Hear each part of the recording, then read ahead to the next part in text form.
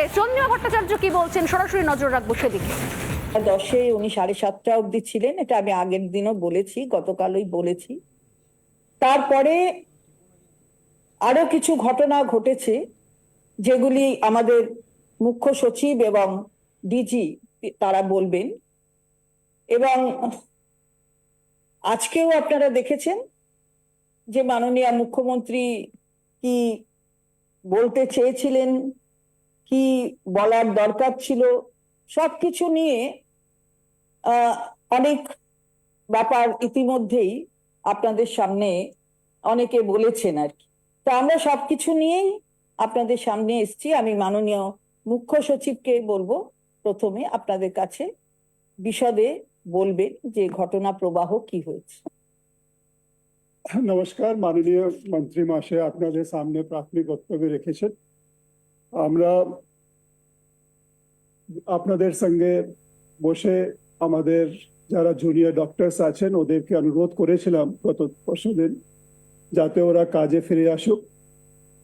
তারপরে আমরা আজকে 3:30 কাছাকাছি, আমি একটা শোনা যাচ্ছে না,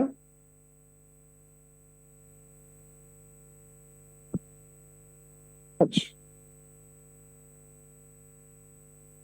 তাহলে আমি আবার বলছি, সকলকেই নমস্কার। আমরা আপনাদের যে প্রেস কনফারেন্স করেছিলাম তখন আমি আপনাদের মাধ্যমে আমাদের জুনিয়র ডক্টরস ভাই বোনেদেরকে রিকোয়েস্ট করেছিলাম, অনুরোধ করেছিলাম স্টেট গভর্নমেন্ট তরফ থেকে যাতে ওরা মাননীয় সুপ্রিম কোর্টের নির্দেশ মেনে কাজে যাতে ফিরে আসুক, ডিউটিস গুলো রিজিউম করুক এবং মানুষের কাছে যে ওদের পরিষেবা দেওয়ার দায়িত্ব আছে ওটা সুষ্ঠুভাবে পালন করুক। কিন্তু মাননীয় সুপ্রিম কোর্টের আদেশকে এখনো মান্য করা হয়নি।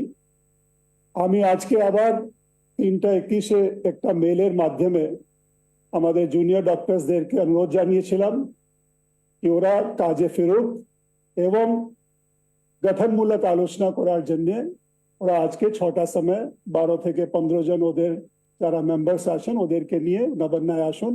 আমরা ওদের সঙ্গে খোলামেলা আলোচনা করব যাতে স্বাস্থ্য পরিকাঠামোর মধ্যে যে আরো উন্নতি আনার প্রয়োজন আছে, উন্নয়ন করার প্রয়োজন আছে, এটা আমরা সামগ্রিক আলোচনার মাধ্যমে যাতে আমরা করতে পারি এবং ওদের যে মূল দাবি আছে সেফটি এবং সিকিউরিটি ব্যাপারে এই আলোচনার মাধ্যমে আমরা কি কি কাজ করছি ওদেরকে বলার একটা উদ্দেশ্য ছিল এবং ওদের সাজেশনস মাধ্যমে আরো সেফ এবং সিকিউর এনভায়রনমেন্ট আমরা কি করে আমাদের হসপিটালস এবং মেডিকেল কলেজেস এবং অন্য ইনস্টিটিউশনস তৈরি করতে পারি এটাও আমরা আলোচনার মাধ্যমে ঠিক করতে চাইছিলাম।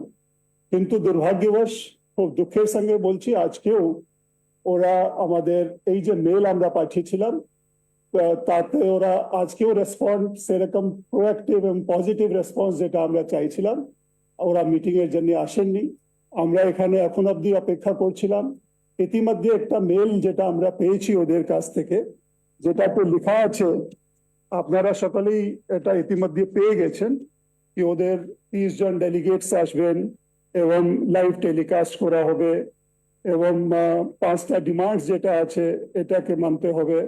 তারপরে অনারেবল চিফ মিনিস্টার যাতে উপস্থিত থাকেন। মাননীয় মন্ত্রী মহাশয় বলেছেন গতকাল 7:30 অবধি অনারেবল চিফ মিনিস্টার ছিলেন এখানে যাতে ওরা আসলে ওদের সঙ্গে আলোচনা করা যেত। কিন্তু এই যে আজকে আবার মেল পেয়েছি এটা আমার মনে হয় কি যেটা আলোচনার যেটা একটা পরিবেশ যেখানে আমরা কোনো কন্ডিশনস রেখে আলোচনা করা যায় না, এটা আপনারা সকলেই জানেন।